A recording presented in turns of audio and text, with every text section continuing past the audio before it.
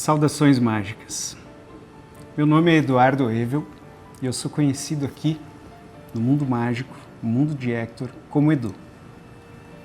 Eu vim aqui hoje contar para vocês como foi criar o segundo volume do Hector. O nosso livro, que aqui no mundo mágico é chamado de Fascículo Encantado, ele se chama Hector e a Ferrovia Secreta. E a jornada durante esse passeio nesse trem foi longa, árdua e muito satisfatória. Quantas aventuras, meu amigo! E é isso mesmo, eu acho que a gente tem que se tornar amigo, né? Como é que eu vou contar as tuas histórias? Como que eu vou entrar nesse universo sem essa porta? Pequeno dragãozinho azul da ilha de Trélio. Vou fazer um desenho teu, se tu me permite. Abrindo um livro. Próximo capítulo. Eu passava as férias inteiras de verão, de inverno, eu e meus primos. Uma fazenda que fica perto do Uruguai, fica no município de Pedras Altas. E era lá que eu tinha tempo de qualidade para criar.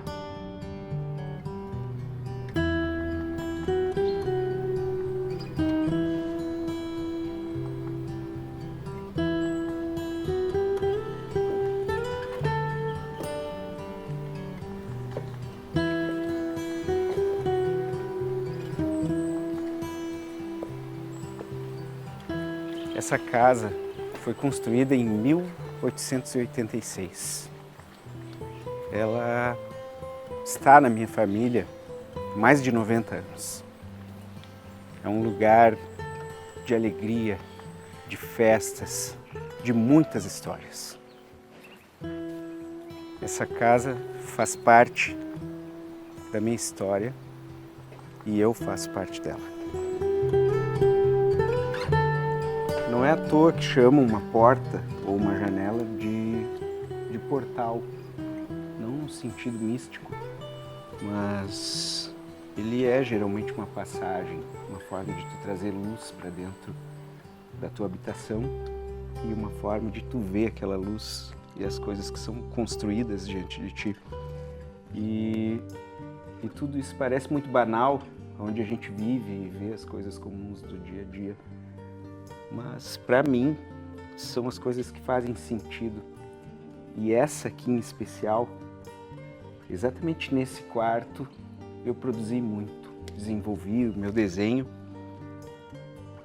Como criança, é claro, né? Porque um desenhista ele precisa treinar a vida inteira. Ele nunca para. E essa janela, para mim, é um portal para um mundo mágico. Ainda não era o mundo do Hector. Era outra magia, era coisas desse universo que me encantavam. Por exemplo, o cavalo. O cavalo, no início da construção do meu desenho, ele foi muito importante, porque aqui nessa janela, eles saíam pastando, andando. E para mim é difícil, né? Uma criança, como é que eu vou desenhar esse cavalo? Ele não para.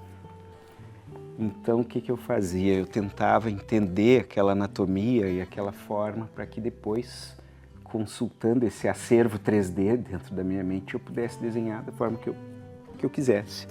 E é claro que uma criança tem suas limitações, mas de certa forma, para contar as histórias do Hector, por exemplo, eu preciso imaginar algo que não existe. E preciso dar uma forma, dar uma existência para aquilo. Então, todas as ideias, enquadramento, desenhos, eles vêm dessa função, uma função que começou aqui. Esse lugar é muito especial. Esse lugar é a passagem para o meu mundo das ideias. Talvez pela primeira vez. E eu sou grato por isso. Me considero uma pessoa feliz por ter tido algo assim. E para mim é uma honra mostrar tudo isso que foi a origem da minha criatividade, a origem do prazer de desenhar, do brincar e depois ter a honra de transformar isso uma profissão.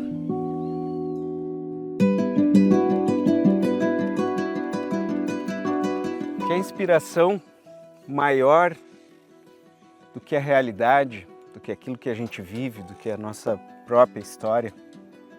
O campo me inspira, ele está no meu trabalho. Os animais me inspiram, a oportunidade que eu tive de conhecer a vida natural desse lugar. Ela está completamente naquilo que eu sou e naquilo que eu faço.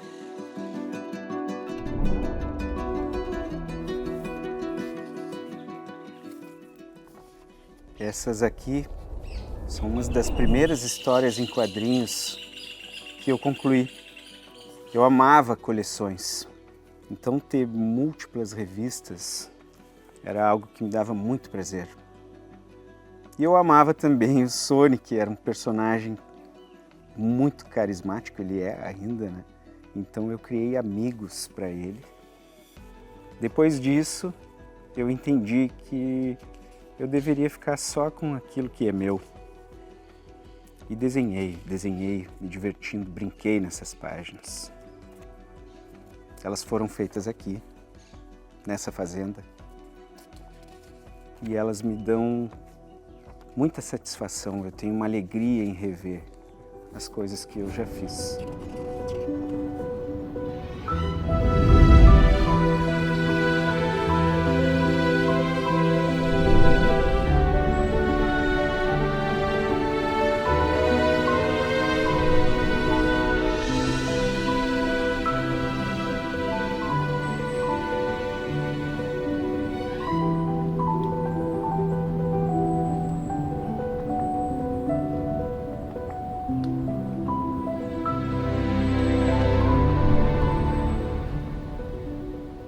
Parte da minha vida, do meu amadurecimento, aconteceu em torno dessas obras de arte. Então, aprender sobre tudo isso, ou ser influenciado por tudo isso, é algo natural. Claro, para quem se interessa, e era esse o meu caso. Eu conheci os meus melhores amigos quando eu morava nesse lugar, nessa casa.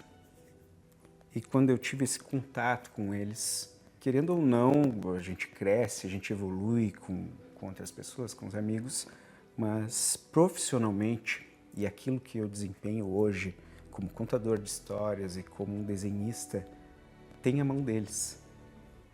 Parte desses amigos me trouxeram para o mundo do RPG. E o RPG, para quem conhece, é nada mais, nada menos do que eu faço hoje com a Hector. Criar mundos, criar lugares onde a gente possa se aventurar, onde a gente possa conhecer coisas impensáveis. A arte faz parte da minha família e ela chega até mim por 4 caminhos. 4 pessoas. Os meus avós. Meu avô e minha avó materna e o meu avô e a minha avó paterna. A arte vem deles em diversas formas. Meu pai e a minha mãe. Os pais que eles tiveram não tinha como ser diferente. O meu pai, ele faleceu muito cedo, eu tinha 9 anos quando ele morreu. E ele era uma pessoa impressionante. Eu escuto das pessoas que conviveram com ele que ele seria superdotado, porque ele tinha talentos para matemática, para desenho, para música, para os idiomas. Ele era uma pessoa que falava com domínio da linguagem, com sensibilidade. Ele tocava as pessoas dessas formas todas, em todas essas áreas.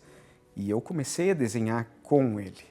Enquanto ele estava na mesa de desenho, engenheiro civil, projetando, desenhando um prédio que nem existia ainda, eu estava sentado na outra mesa, desenhando histórias, livrinhos, coleções, e incomodando ele, atrapalhando o trabalho dele, porque ficava perguntando o tempo todo. É um bom de um começo, né? Tu poder seguir uma carreira que o teu pai está ali para te dar os primeiros passos. E a minha mãe fecha as minhas influências com chave de ouro. Ela viveu a vida dela em diversas áreas onde ela buscava o sustento, a luta pelos filhos,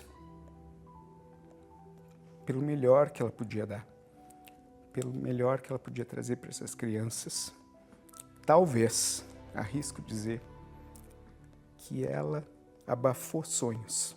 Tanto é verdade, que depois que a vida começou a trazer mais paz para ela, aos 50 anos, e ela hoje tem mais de 70, aos 50 anos, ela resolveu fazer aula de pintura com meu tio, o irmão caçula dela. E teve uma grande surpresa. Nossa, eu sei pintar. Foi questão de meses, de um ano, e as obras que ela colocava nas telas eram sensacionais. A casa dela hoje é repleta de obras fantásticas, com um nível de realismo impressionante. Ela pega o pincel e não é mais o pincel que executa aquilo. É o olho, é a forma que ela é capaz de ver e observar esse mundo e filtrar pelo coração, transferir para um pincel e nos maravilhar com o que aquela obra vai nos fazer. Hoje essa é a minha maior influência e alegria.